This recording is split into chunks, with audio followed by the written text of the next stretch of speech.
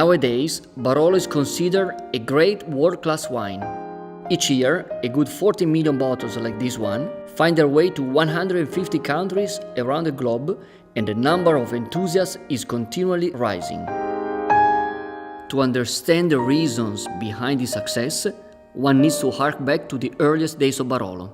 Here we discover a wine of ancient and noble lineage, deeply interwoven into the historical and political affairs of its territory, the Langhe, and its country, Italy. It will be an exciting and adventurous ride. Make yourselves comfortable.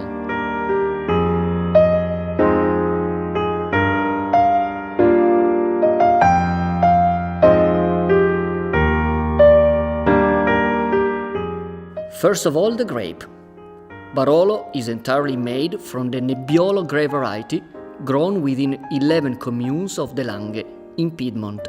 We are just a bit south of the city of Alba, and the total extension of the Barolo area is approximately 2,000 hectares. The origin of the name Nebbiolo is suggestive. It could derive from the whitish wax covering the grapes, or from the late period of ripening, when the hills are already wrapped in fog, which in Italian is nebbia, hence Nebbiolo.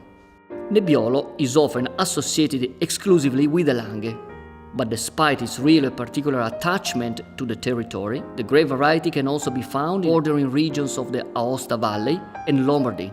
And let's not forget that the Nebbiolo grape is also used to produce other prestigious wines, such as Barbaresco, Roero, and Gattinara. Viticulture goes back to ancient times. Passing along the consular roads, the Roman legions were responsible for cultivating grapevines as a way of supplying their troops who were occupied with the ongoing conquest of the Gaul. It is an historical fact that the Roman Emperor Publio Elvio Pertinace, born in present-day Alba, granted uncultivated plots of land to be used for wine growing and exempted them from taxation. After the fall of the empire and throughout the Middle Ages, it was entirely up to the bishops and monks to preserve the culture of grape growing, and all the while the area was prey to repeated invasions. The name Nebbiolo appears for the first time in the Statutes of Glamorra in 1511 as a vine deserving of special protection. That the grape was considered precious is proven by the punishment meted to those caught cutting the vines without permission, amputation of the right hand, and even hanging. And so we reach the 1800s, an epoch of revolution and upheaval. Regarding Barolo, there were three key figures, the most important of whom was a French noblewoman, Juliette Colbert, renowned philanthropist and wife of Tancredi Falletti, last Marchese di Barolo, and owner of larger estates between Barolo, Serralunga, and La Morra. She's the one who gave the name of the town of origin, Barolo, to the Nebbiolo produced in the cellars of her castle. Then, in the nearby township of Grinzane, in his capacity as mayor, there was Camillo Benso, Count of Cavour, future Prime Minister of the Kingdom of Italy. Cavour also dedicated himself to the wine, summoning from France the famous enologist Udard. The devout Catholic Marchesa and the notorious womanizer Camillo found ways to collaborate, and the quality of their wines soon convinced the sovereign of the House of Savoy, Carlo Alberto, to pledge his support. It is thanks to him and his son Vittorio Emanuele, the first king of Italy, that a concerted effort was made to bring it to the attention of the other royal courts. It is in this period that Barolo was first hailed as the king of wines and the wine of kings. As Barolo began to find its way to the Americas, from America, devastating blights arrived and spread across Europe, particularly the phylloxera, which laid waste to most of the old continent's vineyards. Then the two world wars overwhelmed everything, Barolo included. The reconstruction was slow and difficult. While the younger generations found employment with Fiat of Torino or Ferrero of Alba, the elders kept up the wine-growing traditions. The novels by the Piedmontese authors Cesare Pavese and Beppe Fenoglio bear witness to the hardships of that period. The turnaround only came in 1966. Barolo was the first Italian wine to obtain the Denominazione d'origine controllata, raised in 1980 to Denominazione d'origine controllata e garantita. But now let's take a closer look at this Langhe area and try to understand why it is so well suited to the Nebbiolo grape variety. The name Langhe derives from lingua, Latin for tongue, owing to the long and narrow form of the hills. Their origin dates back to Miocene epoch, when the thrust of the African tectonic plate caused the Alps and the present-day Po Valley to emerge from the sea. For millions of years, therefore, the Langhe area was either fully submerged or a marshland, until eventually drying out, the hills took on their present-day forms. We're talking about 1.5 million years ago, but in geological terms, the lands are actually quite young. At the morphological level, they are devoid of rocks and subject to landslides, because rich in calcareous blue or white marl, a material impermeable to water. In the western part of the Barolo zone, which falls under the communes of La Morra and Barolo, there is a prevalence of blue marl, which engenders elegant and fragrant wines.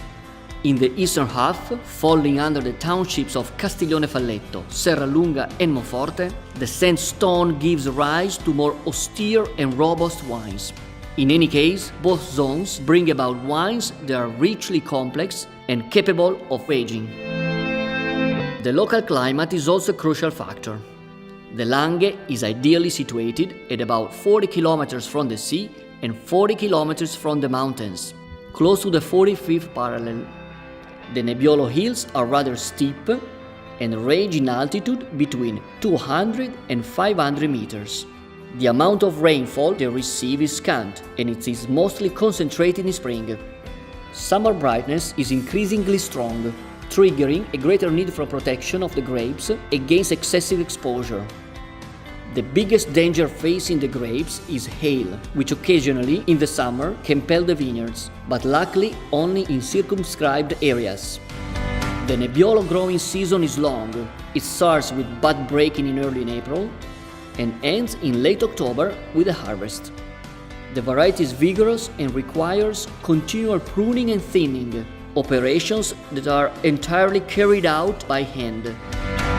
More than 300 estates are operating in the Barolo area, mostly artisanal and of medium-small dimension. Each confers to its wine a personal touch, melding history and modernity.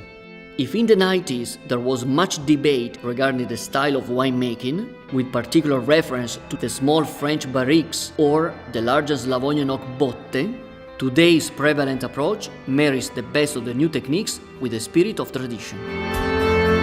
At present, great attention is directed towards highlighting the taste and aromatic characteristics of the vineyards of origin, the so-called cru.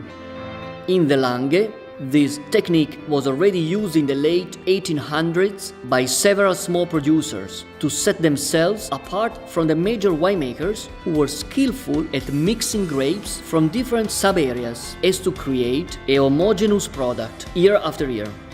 The single vineyard philosophy was further developed by my father, Renato Ratti, starting from the mid-60s, both through the production of Barolo from a single vineyard and with the realization of the first map of the historical vineyards, which outlined the 44 ideally suited sub-areas and set forth a classification system based on the Burgundy qualitative model, with vineyards of first and second category.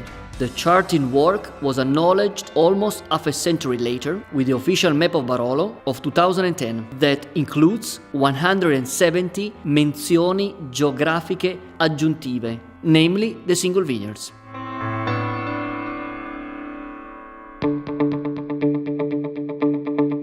And here we are at the end of our story. We have talked about the world of Barolo and the reasons why it is the great Italian wine. Made from a single grape variety, Nebbiolo, cultivation in small hillside vineyards, limited area and production, subdivision in single vineyards, complexity and great potential for aging. But above all, behind the success of Barolo, there is the human factor.